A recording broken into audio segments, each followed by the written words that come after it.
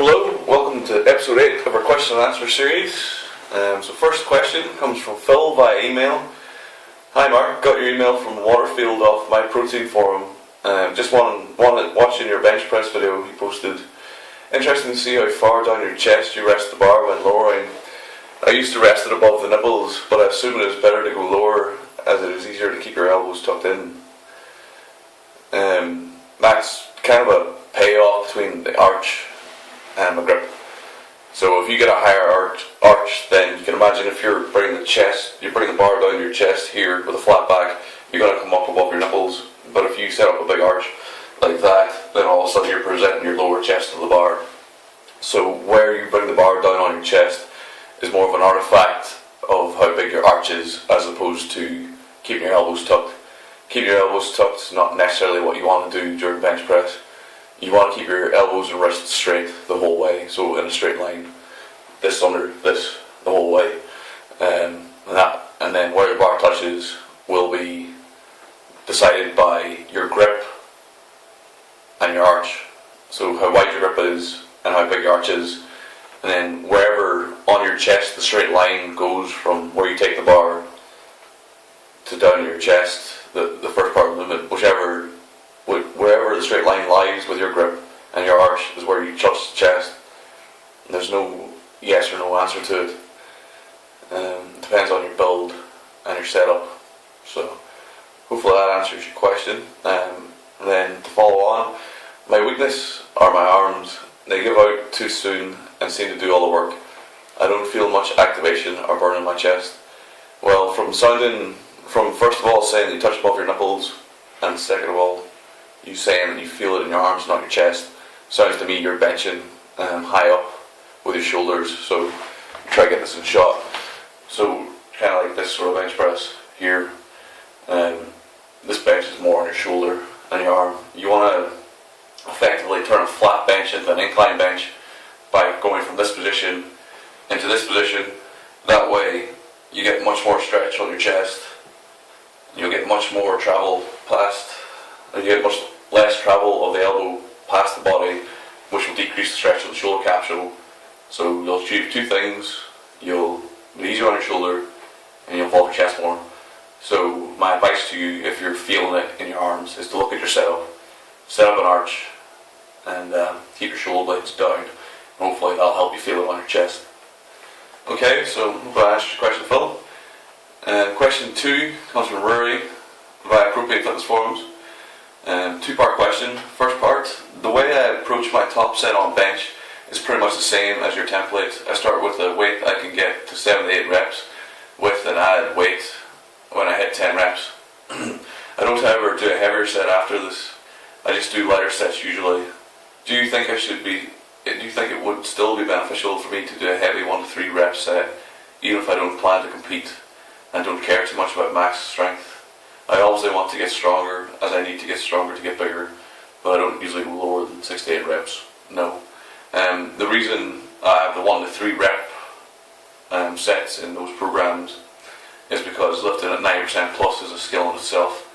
If you don't lift above 90% a lot in your training, then even if you build up a massive level of strength in your 6 to 10 rep range, like you go from 100 kilo 10 rep max to 140 kilo 10 rep max on any exercise, then your top end strength will definitely increase.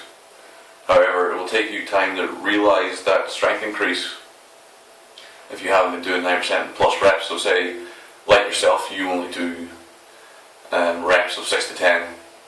Then if you put the 40 kilos on that and then you go to max, yes, you'll be able to increase in your 1RM, but it would take you 3 to 4 weeks to get the most out of that increase in strength, because it's mainly neural, the adaptations to lift at 9%, the skill of bracing against weights, the skill of pressing against weights. So if you're not a powerlifter, or you're not interested in getting as big a 1RM bench as you can, then pretty much useless for you. As long as you're getting stronger within the 6 to 10 rep range constantly, then you're going to get bigger and you're going to achieve your goals. What I might say to that is, if you find you stall out doing 6 to 10, then doing heavier reps, so things from 1 to 5 for a while, can help you get used to holding heavier weights and pressing heavier weights, which will make the lighter weights feel lighter, as stupid as that might sound. And if you're pressing, say you can do 10 reps 140, but the heaviest weight, and then you stall at 140, say you start working at 3s and 4s, and you get those up to about 170, 180, when you go back to 140, it's going to feel like nothing in your hands. It's going to feel real easy. So you might find you can do it for 15 reps now, or you might find you can do it for 12, or you can build up to 15 and you stop stalling, and as a result you can move on to heavier weights. So if you stall out doing the training you're doing at the minute, so keep your reps over 6 or 7 reps, and if you find you stall doing that, then maybe look at adding in some heavier stuff in your program. But if you don't stall, then don't change it, because it's obviously working. I'm going to switch buys and tries. This is question 2. I'm going to switch buys and tries around.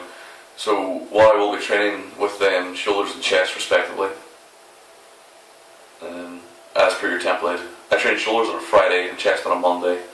Should that give my tries adequate rest before benching? Short answer, yes. Normally what I would do is I would go Monday, Thursday, or Tuesday, Saturday. The reason being that I like to have 3 days after the second pressing day, because the first pressing day in my programs, normally the most important, i.e. is bench press. Whereas session 2 is normally shoulders, close grip press, and bodybuilding, a less important workout. So if I go Monday, have Tuesday, Wednesday off, that's 2 days rest, and then for the accessory day, which is the lesser important day, then I've had 2 days rest, and then I can complete the workout. But if I have 3 days off after that, and it pretty much guarantees that I'm going to be back to 100% by the first workout of the week, which is the most important. At the minute I'm doing accessory first, and then bench second, because I pick up a shoulder injury, or a shoulder niggle that needs working around. So at the minute I'm going to go, accessory is probably more important than bench, because I have to bring up my shoulder strength again, and work on things like my rotator cuffs and stuff to kind of work around my injury. And then bench press isn't going to be as heavy, so bench press on the second day isn't as important as my accessory at the minute, because I have weaknesses I need to bring up. So I'll switch them around, because they've shifted in importance. So hopefully you can bring that on your training. If chest is your priority over your arms, then have 3 days after your accessory record to go Monday, Thursday, although it's not really going to negatively affect your bodybuilding goals. But if chest is a priority, and you want to bring up your chest more than you want to bring up your arms, then take 3 days rest after your accessory. And you can change the emphasis on your training depending on what you're working on. And hopefully that's answered your questions. That concludes episode 8. Any questions, send me an email, leave comments, or post them on forums. Always look for new questions. Okay, goodbye, and see you next time.